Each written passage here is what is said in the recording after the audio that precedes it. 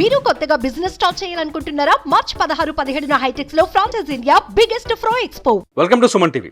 గోడ దూకిన నాయకులందరికీ అనుకున్నట్టుగానే ఇదివరకు గతంలో మనం చెప్పుకున్నట్టుగానే ఇతర పార్టీల నుంచి గోడ దూకి వచ్చిన నాయకులందరికీ ప్రాధాన్యత కల్పిస్తూ బీజేపీ జాతీయ నాయకత్వం తెలంగాణలో 6 టికెట్లను ప్రకటించింది. మొత్తం 72 మందితో జాతీయ స్థాయిలో టికెట్లను ప్రకటించింది. 72 మందితో జాబితాను ప్రకటించి ఇందులో 6 స్థానాలకు తెలంగాణలో 6 స్థానాలకి అభ్యర్థులను ఖరారు చేస్తూ వచ్చింది బీజేపీ. ఇందులో గోడ దూకిన నాయకులకే అధిక ప్రాధాన్యత ఇచ్చింది. ఉదయం నుంచి మనం చూస్తున్నాం. నిన్న కొద్ది రోజులుగా తెలంగాణలో ఒక చర్చ జరుగుతుంది. ఎవరైతే బీజేపీలో చేరుతారో, బీఆర్ఎస్ నుంచి కానీ లేకపోతే కాంగ్రెస్ నుంచి కానీ బీజేపీలో చేరారో ఆ నాయకులకి అధిక ప్రాధాన్యత ఇస్తూ వచ్చింది బీజేపీ.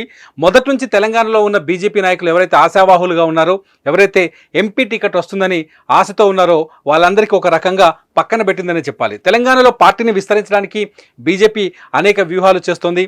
ఎన్నికల తర్వాత, అసెంబ్లీ ఎన్నికల తర్వాత తెలంగాణలో బీజేపీ మరింత బలపడాలి అంటే ఇతర పార్టీల నుంచి వచ్చే నాయకులని ఆకర్షించే విధంగా ఉండాలి, ఇతర పార్టీల నుంచి వచ్చే చేరికల్ని ఆకట్టుకునే విధంగా ఉండాలనే వ్యూహంతో తెలంగాణలో బీజేపీ ముందడుగు వేసినట్టుగా తెలుస్తుంది. ఈ నేపథ్యంలోనే తెలంగాణలో ప్రకటించిన 6 అభ్యర్థులు, గతంలో 9 మంది అభ్యర్థులను ప్రకటించింది బీజేపీ. ఇప్పుడు తాజాగా మరో 6 మంది పేర్లను ప్రకటించింది. ఇందులో రఘునందన్ రావు, డీకే అరుణ తప్ప మిగతా వాళ్ళంతా ఇతర పార్టీల నుంచి వచ్చిన వాళ్ళంతా ఇతర పార్టీల నుంచి వచ్చి రాగానే టికెట్ని పొందినట్టయింది. ముఖ్యంగా ఇక్కడ తీసుకుంటే ఒకటి ఆదిలాబాద్ నుంచి గోడెం నగేష్కి టికెట్ ఇచ్చింది బీజేపీ అధిష్టానం. గోడెం నగేష్ మొన్నటి వరకు బీఆర్ఎస్లో ఉన్నారు.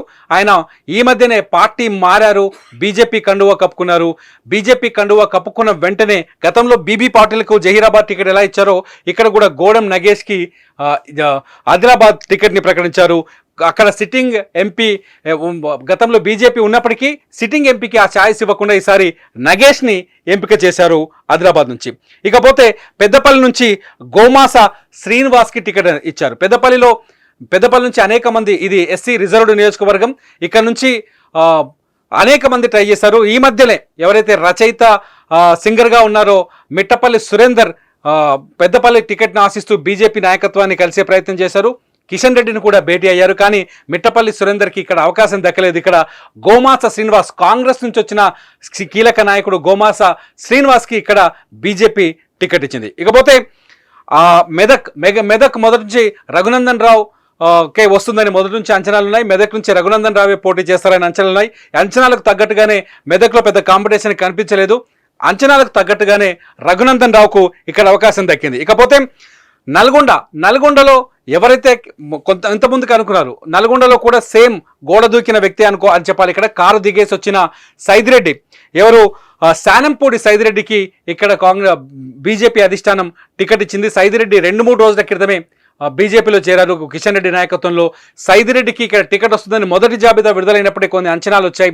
సైదిరెడ్డి పార్టీ మారబోతున్నారు, సైదిరెడ్డికి నల్గొండ టికెట్ ఇస్తారనే ప్రచారం జరిగింది. ప్రచారం తగ్గట్టుగానే సైదిరెడ్డికి నల్గొండ టికెట్ని ఇచ్చారు. ఇక మహబూబ్ నగర్కి వచ్చేసరికి డీకే అరుణకి ప్రాధాన్యత దక్కింది. డీకే అరుణ ఎప్పుడైతే కాంగ్రెస్ పార్టీ తెలంగాణలో అంటే రాష్ట్ర విభజన తర్వాత డీకే అరుణ కాంగ్రెస్ వదిలేసి బీజేపీలో చేరారు. బీజేపీలో కీలక స్థాయిలో పనిచేస్తున్నారు. బీజేపీ జాతీయ మహిళా అధ్యక్షురాలుగా కూడా ఉపాధ్యక్షురాలుగా కూడా పనిచేస్తున్నారు ప్రస్తుతం. ఇక్కడ జితేందర్ రెడ్డికి టికెట్ వస్తుందని ఆశించారు. జితేందర్ రెడ్డి బీజేపీలో కీలక నేతగా ఉన్నారు. గతంలో మహబూబ్ నగర్ నుంచి జితేందర్ రెడ్డి ఎంపీగా గెలిచిన సందర్భం కూడా ఉంది. ఎంపీగా పోటీ చేసి ప్రాతినిధ్యం వహించిన సందర్భంగా ఉంది తెలంగాణ ఉద్యమం సమయంలో. ఆ తర్వాత జితేందర్ రెడ్డి బీఆర్ఎస్లో చేరారు. ఆ తర్వాత జితేందర్ రెడ్డి మళ్ళీ బీఆర్ఎస్ను వదిలేసి ఈ మధ్య కాలంలో బీజేపీలో చేరారు. ప్రస్తుతం జితేందర్ రెడ్డి బీజేపీలో కూడా కీలక నేతగా ఉన్నారు. కానీ జితేందర్ రెడ్డికి అవకాశం దక్కలేదు. ఇక్కడ డీకే అరుణకు టికెట్ దక్కింది.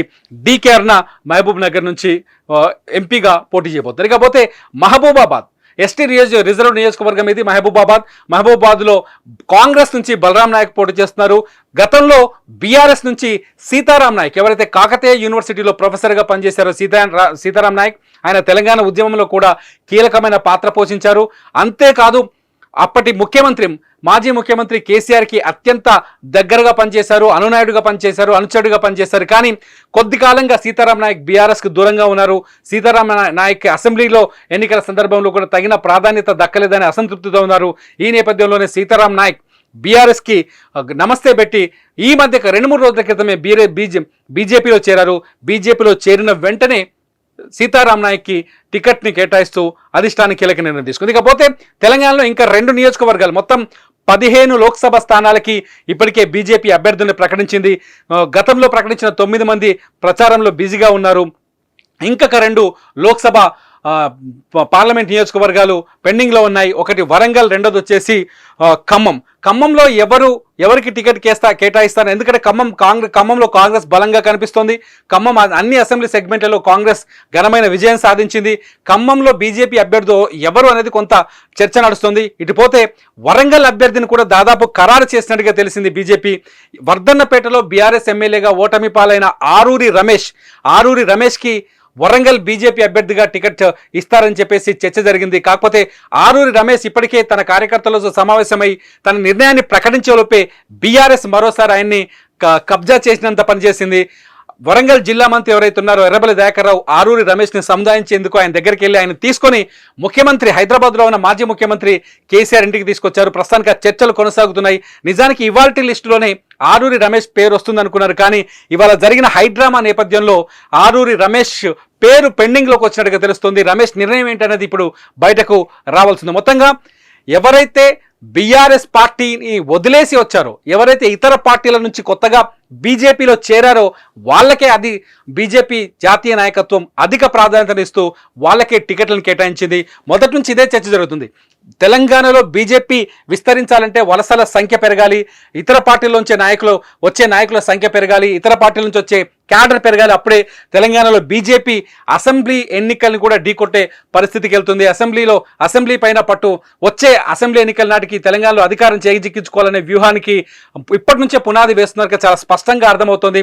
మొత్తానికి బీజేపీ నేతలు కూడా మొదటి నుంచి మాట్లాడుతున్నారు. ఇక తెలంగాణలో కాంగ్రెస్కి వైరిపక్షం, ప్రతిపక్షం బీజేపీ తప్ప బీఆర్ఎస్ కాదంటున్నారు. నిన్నటి వరకు బీఆర్ఎస్తో దోస్తీ ఉంది, అంతర్గత స్నేహం ఉందనే చర్చ నేపథ్యంలో ఇప్పుడు బీఆర్ఎస్లో ఉండే నాయకుల్ని ఆకట్టుకునే ప్రయత్నం చేస్తుంది బీజేపీ అనే చర్చకి ఇవాళ తెరలేసింది. ఇవాళ బీజేపీ లిస్టు చూస్తే కూడా అలాగే కనిపించింది. చూద్దాం పార్లమెంట్ ఎన్నికల్లో బీజేపీ పర్ఫార్మెన్స్ ఎలా ఉండబోతుందో.